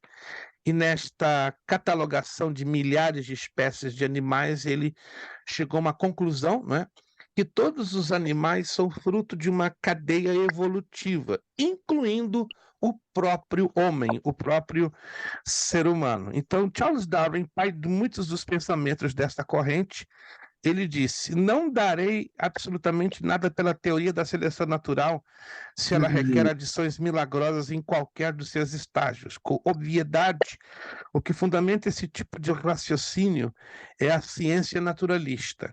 O livro que abre as portas do conhecimento para esse raciocínio é A Origem das Espécies, acabei de mencioná-lo agora, de Charles Darwin, publicado em 1859. Mas ele começou a desenvolver este livro por volta dos anos de 1820, né? Então, este livro, ele é publicado quase no final de sua vida. Vamos, então, agora entrarmos em algumas objeções, ou seja, o que não faz sentido, nem no sentido bíblico e muito menos no sentido natural. Logicamente, esta teoria não tem como ser bíblica. Muita atenção aqui. Assim, algumas questões bíblicas podem ser estampadas diante dela. Qual a possibilidade de que a alma derivasse de um processo unicamente natural? Nenhuma, zero. Quem poderia ter dado início ao primeiro movimento que desencadeou os outros? Matéria morta, olha que interessante, não gera outra matéria. Quem ensinou isso foi o famoso pai da alquimia. Não sei se vocês já ouviram falar de Antoine Lavoisier. Antoine Lavoisier, ele existiu no tempo da Revolução Francesa, século XVIII. E ele mesmo disse uma frase que você talvez já ouviu falar: na natureza, nada se perde, tudo se transforma. Isso, essa frase foi proclamada pelo alquimista do tempo da Revolução Francesa, Antoine Lavoisier, né? E Lavoisier mesmo, dentro dessa visão da alquimia, ele mesmo disse que matéria morta não gera outro tipo de matéria. Quando não existia vida, como surgiram as substâncias que hoje são absolutamente essenciais para a existência dos sistemas vivos? Quero ler a vocês o livro de Gênesis. Eu quero acreditar que vocês já devem ter visto essa diferença que tem lá no capítulo 2. E isso aqui não é coisa da minha cabeça não, gente. Quando você estuda antropologia bíblica e estuda à luz do texto hebraico, gera um choque violento. Capítulo 2 do livro do Gênesis. Versículo 7. Vou esperar que todos abram, por favor, Gênesis, capítulo 2, versículo 7.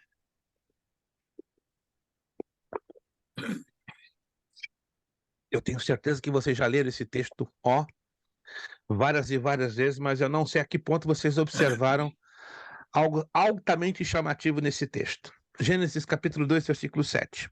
Estou fazendo leitura na Almeida Revista Atualizada, na ARA. Você pode ter a sua aí, que é a ARC, a ACF, mas temos que fechar na última frase que está nesse versículo, que diz: então formou o Senhor Deus ao homem do pó da terra, ele soprou nas narinas o fôlego de vida, e o homem passou a ser alma, o quê? Alma o quê? Vivente. Gente, Me acompanhe, gente. Se a Bíblia que faz questão em dizer alma vivente, e por que não disse apenas alma? Alguém já parou para pensar nisso? Eu creio que não. Não sei.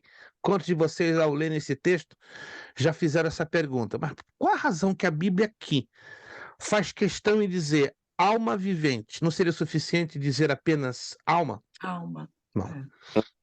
Não. Alma vivente aqui é o espírito. Sopro, né? Então Deus aqui está compartilhando a capacidade do homem ser imortal, de ter a eternidade. Vamos parar para pensar aqui. Isso aqui é sério. Isso aqui dá a volta na cabeça. A escritura e a antropologia científica, elas se concordam em um ponto que é fantástico. E eu vou recomendar depois a vocês livros que vocês podem checar isso. Isso não é coisa da minha cabeça. Gênesis 1:1 e Gênesis 1:2, não sei se vocês já ouviram falar, há uma diferença de pelo menos 30 milhões de anos. Há uma lacuna gigantesca. No princípio, Deus criou os céus e a terra. Gênesis 1:1. E a terra era sem forma e vazia, e havia trevas na face do abismo. E o Espírito de Deus pairava sobre as águas. Entre Gênesis 1:1 e Gênesis 1:2, há uma teoria que é uma lacuna de 30 milhões, entre 30 e 35 milhões de anos. Ok.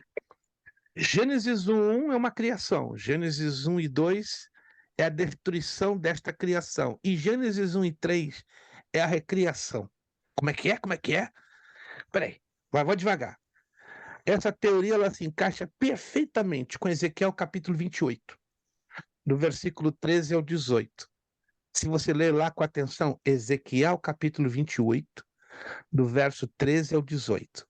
Ali fala do quê? De um Éden.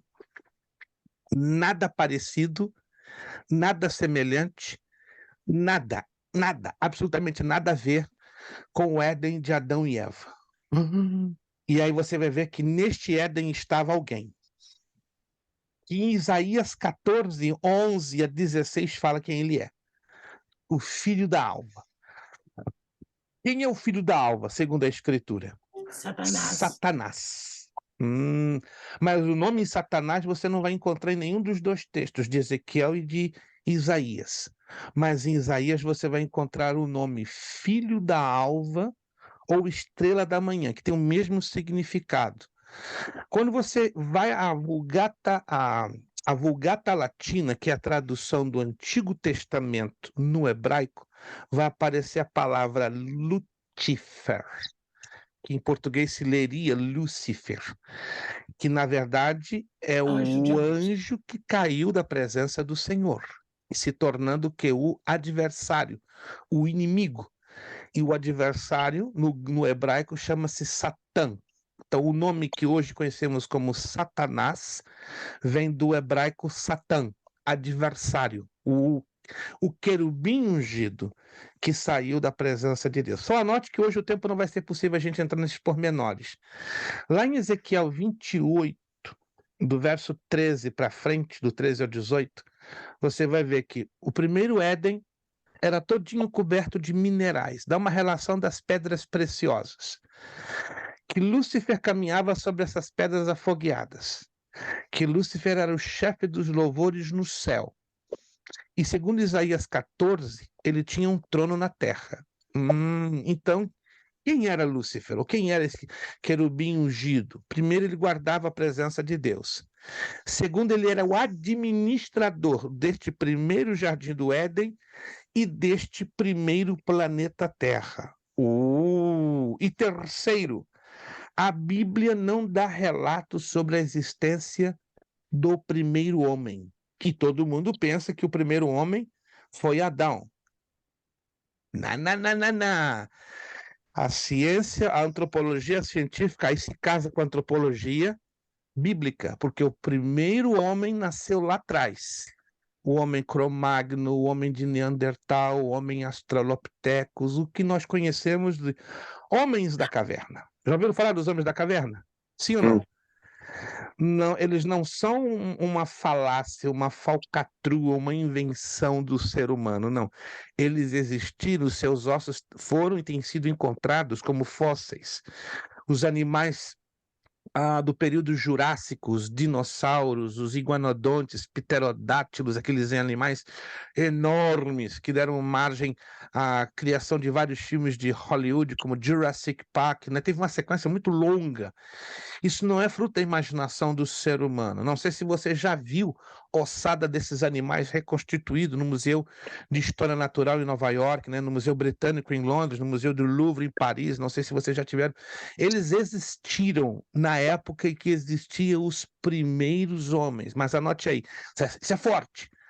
Os primeiros homens, o homem de Neandertal, o Cro-Magnon, o Australopithecus, eles não tinham alma vivente. Eram como qualquer outro animal.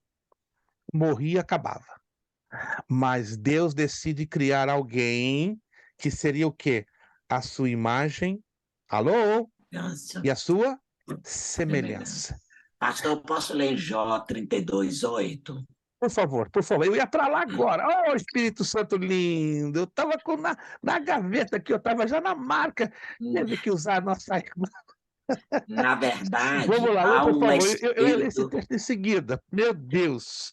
Na verdade, há um espírito no homem e a inspiração do Todo-Poderoso o faz sábio. Está. Aí está. Parabéns, irmã Lúcia.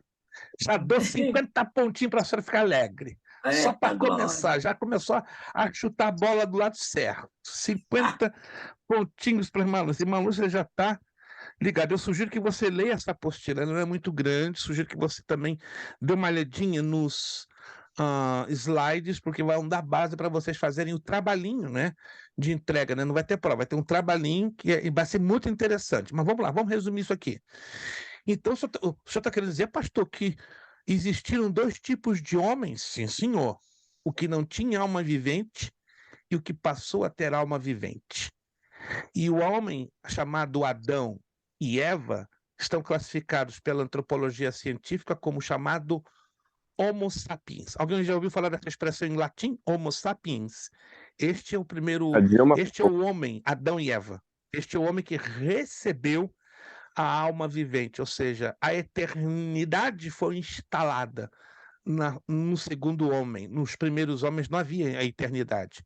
Morria, acabava. Pastor, isso é uma teoria, não apenas uma teoria, mas é o que diz o texto no hebraico. Alma vivente, Talohat Nefesh, ou seja, o espírito. Uau! Eu vou recomendar a vocês uns 2, 3 livros que falam isso a fundo neste assunto, só que eu não terei tempo de discorrer detalhes aqui na aula, porque é uma aula que temos muitos aspectos a serem estudados, importantíssimos, não que isso não seja importante, mas não vai dar tempo para falarmos da profundidade deste assunto. Eu tenho um estudo bíblico que eu geralmente dou nas faculdades e nas escolas, quando eu sou convidado, chamada Bíblia e a Ciência. Só no ano passado eu já ministrei em 2 escolas aqui nos Estados Unidos, em 3 faculdades, né? Muito interessante, né? Eu gastei 27 anos da minha vida preparando esse estudo. Eu tenho ele só hoje em espanhol e em inglês, tá? E pretendo fazer uma versão em português, no momento que eu tenha, né, a oportunidade de ministrar ou em uma igreja ou em uma escola de língua portuguesa. Mas vamos avançar, porque vamos fechar essa aula dentro de 7, 8 minutinhos, para não ficar em nada tarde. Vamos lá. Evolução teísta. Entender alguma coisa da ateísta? Deus não é participante dessa evolução. Ou seja, que nós somos produtos de um desenvolvimento ao longo do tempo. Essa evolução não crê que o homem foi criado de uma só vez, como um ser perfeito e completo. A evolução teísta. A evolução teísta afirma que Deus direcionou, usou e controlou o processo da evolução natural para criar o mundo e tudo que nele existe. A ideia presente nessa ideologia nada mais é do que a tentativa de incluir em apenas um raciocínio ambas respostas, o evolucionismo e o criacionismo. Esse raciocínio é expresso por cientistas religiosos, que fazem algumas alterações no processo normal da evolução e na literatura bíblica, mas sem conseguir adaptar satisfatoriamente os argumentos das correntes. Interessante isso aqui, olha. Um exemplo clássico desse fato é a origem de Eva. Preste atenção, que vocês vão se lembrar de algo que está sendo muito ensinado nas redes sociais. Segundo eles, Adão surgiu de uma espécie pré-existente de vida e que Deus resolveu soprar o espírito de vida, mas Eva surgiu de uma intervenção especial de Deus no processo da evolução. Olha só. Ou seja, a evolução só deu conta da raça humana do gênero masculino. E aí a mulher, aonde ela aparece nessa história toda. Essa corrente teológica consegue responder ao menos algumas das perguntas feitas anteriormente, pois reconhece que Deus é esse ser invisível que deu pontapé inicial para desencadear o processo. As bases utilizadas pela evolução teísta são a Bíblia e a ciência, ou seja, se faz uma mistura. Só que essa mistura ela é perigosa. E vamos dizer por que essa mistura é perigosa. Está aqui, ó, algumas objeções. Embora algumas questões sejam respondidas, nascem outras um pouco mais intrigantes, como podemos notar abaixo. Preste muita atenção nessas 5 perguntas. Se a evolução é natural, se ela acontece espontaneamente, qual a necessidade de intervenção de Deus? Se Deus é poderoso para intervir na criação da mulher, por que não fez com o homem? Olha só que coisa curiosa. Terceira pergunta. Por que Deus deixaria em sua autorrevelação uma descrição inexata de sua criação? 4. Qual o papel da descrição da criação do homem nas Escrituras? Como falamos aqui sobre a alma vivente. 5. Deus seria incapaz de criar o mundo ex nihilo? Anote aí, ó. Essa aqui é uma expressão latina. Ex nihilo. O que quer dizer essa expressão? Criar do nada. Criar do nada. Anote aí. Ex nihilo. Criar do nada. Corresponde à expressão hebraica que está lá em Gênesis capítulo 1. Bereshit bara Elohim adramahat kokomai. No princípio de todas as eras, do nada, o Deus majestoso cria os céus e a terra. Essa é a tradução literal de Gênesis 1:1. Então a palavra-chave aí, o verbo-chave de Gênesis 1:1 é bará. Criar do nada. Humanamente, podemos criar uma caneta do nada? Sim ou não? Podemos? Impossível. Temos que ter o quê? Uma matéria-prima. Temos que ter uma base sintética, como plástico, petróleo. Mas Deus, ele pode, do nada, criar absolutamente qualquer coisa. Então, esta evolução teísta, ela deixa muito, muito, muito a desejar. Agora vamos para a criação, para fechar por hoje. A criação é a resposta encontrada nas Escrituras para a pergunta em pauta e, por certo, é a mais correta dentre as anunciadas. Embora existam muitas visões dessa criação, a principal característica dessa ideologia é que ela tem unicamente a Bíblia como fundamento. Isso não significa que todos os conceitos científicos devem ser descartados. Não, muito pelo contrário, a Bíblia confirma muitos desses conceitos científicos, mas que a ciência em si não controla ou altera a interpretação natural dos relatos bíblicos. O que se pode descrever em poucas palavras sobre o homem na criação é que Deus criou o primeiro a partir do pó da terra com seu sopro de vida, Gênesis 1:27 e Gênesis 2:7. Assim, nunca existiu uma criatura pré-existente ou subhumana, muito menos um processo que fizesse com que a criação de Deus fosse aperfeiçoada. Algumas objeções. Como é óbvio, essa posição em relação à origem do homem nunca foi considerada como ciência, e sim como fé cega. Por esse fato, todos os adeptos das correntes ideológicas diferentes deixam suas questões tentando afogar o relato bíblico da criação do homem. Ou seja, os não cristãos e até alguns duvidosos fazem essas 3 perguntas. Você sempre vai ouvir essas 3 perguntas da parte dos não cristãos e dos cristãos que não estão muito firmes na fé. Qual o caráter científico da Bíblia? A Bíblia tem caráter científico? Claro que tem. A Bíblia não pretende ser um livro científico, mas ela tem um caráter científico fantástico. Mas Segunda não era pergunta, o se Deus é tão... pastor. Nesse caso aí, eu vejo muitas questões aí sobre a Bíblia, e alguém já me perguntou sobre isso, que a Bíblia fala, mas ela fala muito vago sobre o fator científico. E a única resposta que eu pude dar, na verdade, eu falei, o fator principal da Bíblia é o homem, não é a O homem, ciência. exato. O Entendeu? homem e o plano da salvação em resgatar o homem. Pronto, sim. Porque para que explicar a ciência se já está tudo aqui, não tem necessidade, né? Embora quando se estuda a fundo a E antropologia acha. bíblica, vamos descobrir esses aspectos científicos. Sim. A segunda pergunta, se Deus é tão poderoso para criar o homem, por que o fez tão imperfeito? Na verdade, essa imperfeição veio pelo pecado, não pela sua origem em si, porque a sua origem em si foi Foi perfeita. perfeito. Se existe um Deus, por que ele deixou pistas na natureza que contradizem um relato bíblico? Não contradizem, muito pelo contrário, confirmam. Deixa eu terminar aqui mostrando duas coisas a vocês na Bíblia, que eu tenho certeza que vocês já passaram por lá, leram, mas não enxergaram o caráter científico dessas declarações. Gênesis capítulo 2, vamos lá. Gênesis capítulo 2. Versículo 5, nós lemos o verso 7, alguém está lembrado? Nós lemos Gênesis 2, 7, e agora vamos ler Gênesis 2, 5. Não havia ainda nenhuma planta no campo na terra, pois ainda nenhuma erva do campo havia brotado. Porque, se você quiser fazer o highlight aqui, isso aqui é tremendo, ó.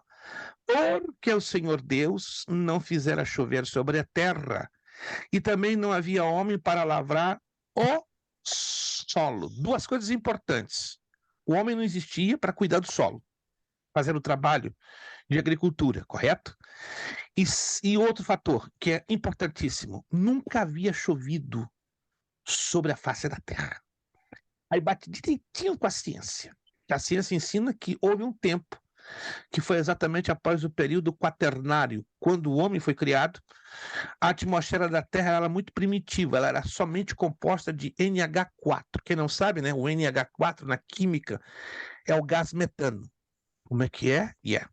Havia um elemento de oxigênio na Terra e de hidrogênio, só que o metano ele prevalecia com uma combinação de hidrogênio e oxigênio. Claro, do contrário, não haveria a possibilidade da vida humana. Mas o fato é esse fato que é interessante. Como não havia nunca chovido sobre a face da Terra, a nossa atmosfera era muito primitiva demais. E a ciência confirma isso, que no longínquo passado, o metano dominava 67% da nossa atmosfera e os restantes 33%, uma combinação de hélio, ozônio, oxigênio e hidrogênio. Claro que proporcionava a viabilidade da vida humana, nada comparado hoje.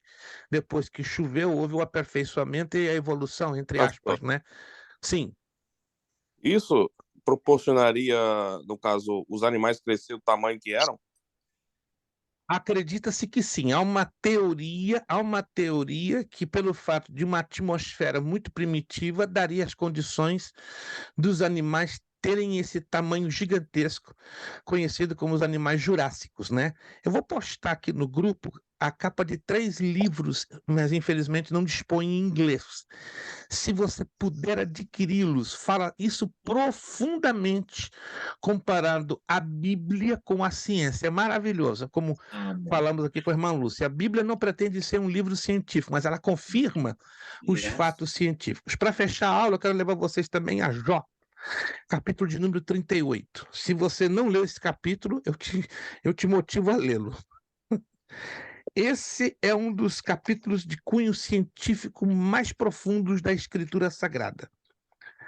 Jó, capítulo 38.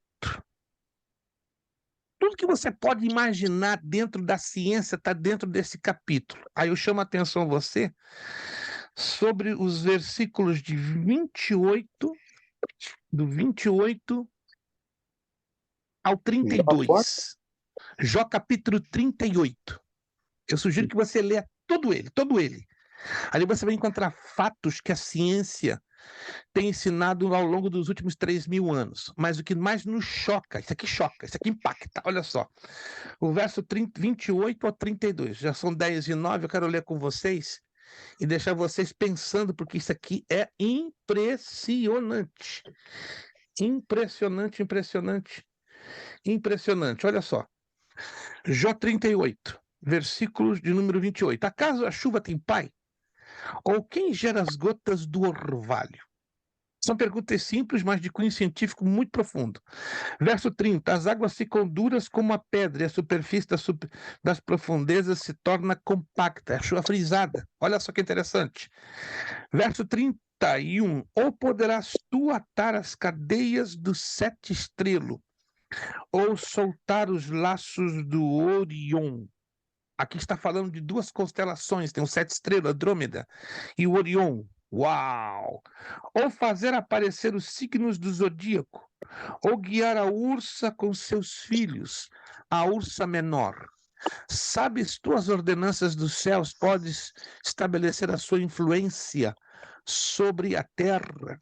A astronomia nesta época, que estamos falando de 1560 a.C., quando possivelmente foi escrito este livro, ela não tinha um avanço tão gigantesco como passou a ter a partir do século VII depois de Cristo. Ou seja, o livro de Jó, aqui no capítulo 38, revela princípios da ciência e da astronomia que seriam conhecidos a partir do século XV, com o advento do telescópio.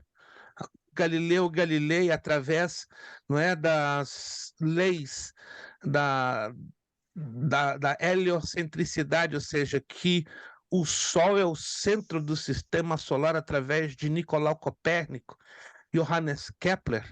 Ou seja, este capítulo 38 é de uma profundidade assustadora. Inclusive, fala o nome aqui de constelações, que Kepler, Johannes Kepler, um astrônomo de origem alemã, veio a dar em 1571, com um detalhe: Kepler nunca havia lido a Bíblia. E deu nome a essas constelações que Jó, Deus, o próprio Deus, menciona no livro de Jó. Ou seja, é fantástico isso, entende? A Bíblia é definitivamente o centro de tudo, é o centro de todo o saber e de toda a ciência. Fiquem atentos que eu vou postar aqui no grupo as capas destes livros, né? Se você tiver interesse, lá infelizmente é em inglês, né? Sobre a Bíblia e a ciência. São os melhores livros, alguns deles têm à disposição no Amazon. Recomendo, se você quer entrar a fundo nessa história. Inclusive eu tenho comprado para dar de presente para pessoas não cristãs, não mundanas, né, nos últimos anos, e para a glória do Senhor, de mais de 25 que eu já dei de presente, tivemos a alegria de 5, 6 delas renderem as suas vidas para o Senhor Jesus Cristo, né? Uma delas, um cientista da Universidade de Harvard, em 2011. Eu dei de presente esses 3 livros que eu vou postar aqui, e 2 anos e meio depois tive a alegria de saber que ele entregou a sua vida para o Senhor Jesus Cristo, porque ele chegou à conclusão que a Bíblia e a ciência estão assim, ó, casadinhas.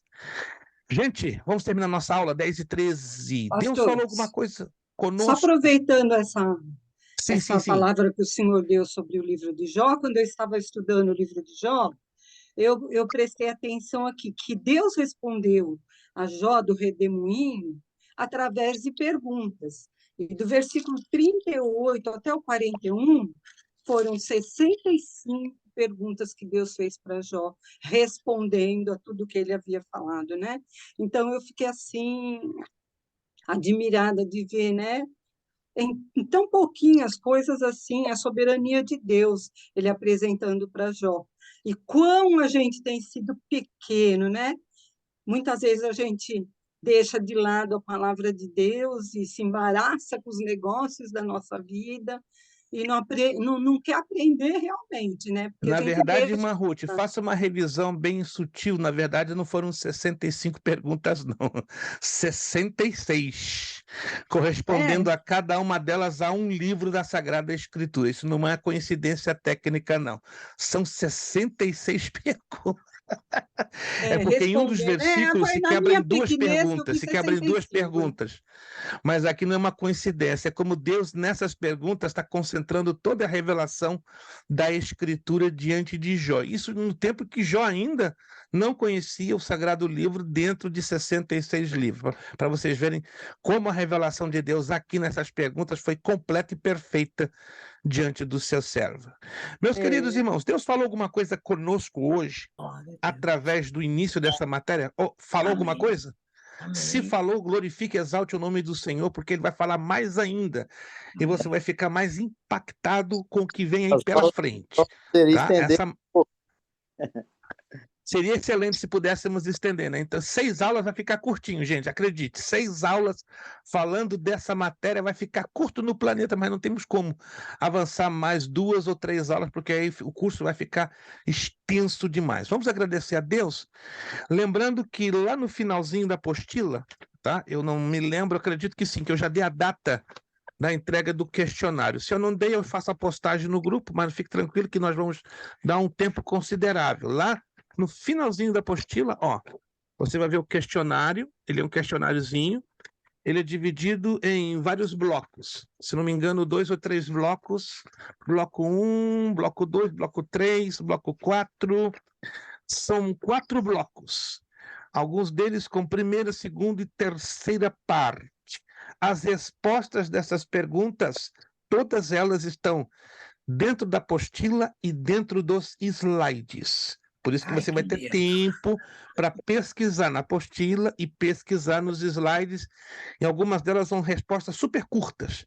E, curiosamente, uma resposta de uma pergunta vai dar lacuna, um espaço para responder a pergunta seguinte e assim por diante. Por isso tem que ser feito já com muita atenção. Sugiro que você dê uma lidinha na apostila essa semana já e comece, na medida do possível, calmamente, a começar a responder as respostas, né, desse questionáriozinho, que, repito, as respostas estão todas aqui, número 2, na Bíblia, e número 3, nos slides. Vamos agradecer ao Senhor nosso Deus.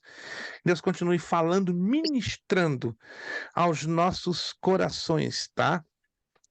Os irmãos que estão na iminência de participar da formatura de Danbury, Connecticut, ou seja, que vocês que já fecharam o curso básico, não o curso médio, né, porque estamos ainda em andamento, me confirma lá no meu privado. Já temos um grupo de 16 alunos, certo? De 16 alunos.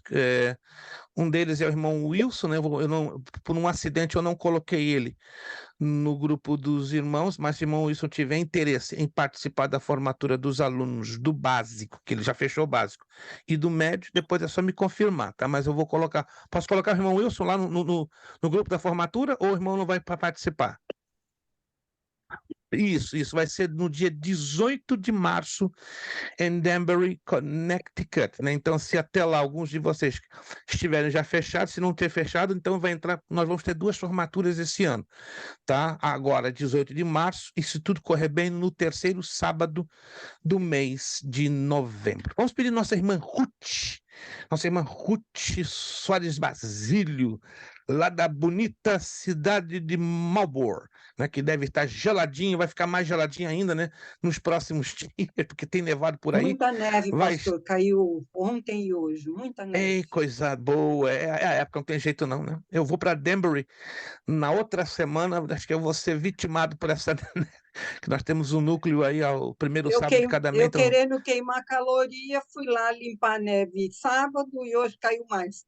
Ei, coisa boa! Tá me fazendo viajar na maionese. Vai deixar Aqui em Canérico tá tranquilo, pastor. Só tá chovendo. Tá variando muito, né? Connecticut tem Massachusetts e New Hampshire tá nevando um pouquinho mais pesado. Já Connecticut tá pegando bastante chuva. Irmã Ruth, nos despedindo com uma palavra de oração. Muito obrigado pela participação de vocês, pela paciência do horário, né? E vamos trabalhar para a gente não terminar acima das 10h10. Irmã Ruth, orando e agradecendo ao Senhor pela aula de hoje. Senhor Deus, em nome de Jesus, quanta gratidão há no nosso coração, Senhor, pelo que nós temos aprendido. Eu quero te agradecer, Senhor, pela vida do pastor Luiz, pela vida do irmão Kleber, pela vida de cada aluno, Senhor, pela vida, Senhor, de cada família Graças representada. te damos, Deus. Esteja abençoando, Senhor, as nossas vidas. Que tenhamos, Senhor, o desejo ardente de podermos estudar a Tua palavra. Senhor, palavra esta revelada a nós, Senhor. Aleluia. Quantas coisas o Senhor tem nos proporcionado com grande riqueza, Senhor. Abra os nossos olhos espirituais para vermos, para enxergarmos na dispensação, Senhor, e visão do Teu Espírito, Senhor.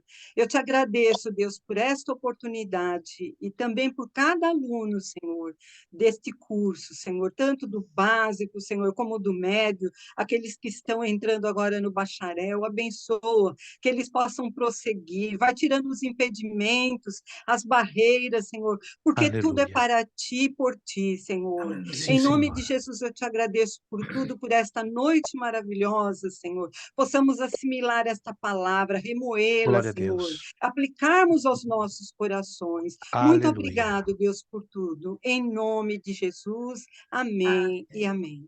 Amém. Agradecemos os alunos que já fizeram os pagamentos do mês de janeiro, lembrando que a próxima segunda é a data limite. Não deixe passar do dia 30, porque se você deixar, vem a multinha de $10. Então, evite essa multinha de $10, tá? Você que não fez o pagamento. E os que fizeram, já agradecemos. Deus os abençoe.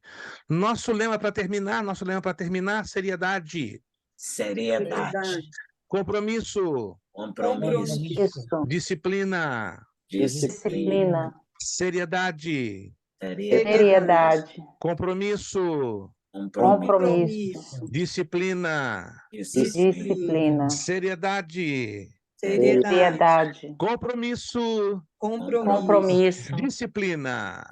É Disciplina. necessário que ele cresça é É necessário necessário que ele cresça. e que eu diminua. E eu É diminua. necessário que ele cresça É necessário que ele cresça. e que eu diminua. E eu É diminua. necessário que ele cresça É necessário que ele cresça. e que eu diminua. E que eu diminua. E a Deus damos o quê? A honra, a glória e o poder. O Deus os poder abençoe, para irmão sempre. Wilson, irmã Ruth, irmã Lúcia, irmã Sandra, irmão José Carlos, irmão Jonatas, pastora Priscila, irmã Eliadna. Deus os abençoe a todos. Até a próxima Amém. segunda, dia Paz 30. do Obrigado. Senhor a todos. A paz do Obrigado a Senhor, uma todos. semana de vitória, de saúde, de muitas bênçãos em nome de Jesus. Obrigado. Até a próxima Amém. segunda.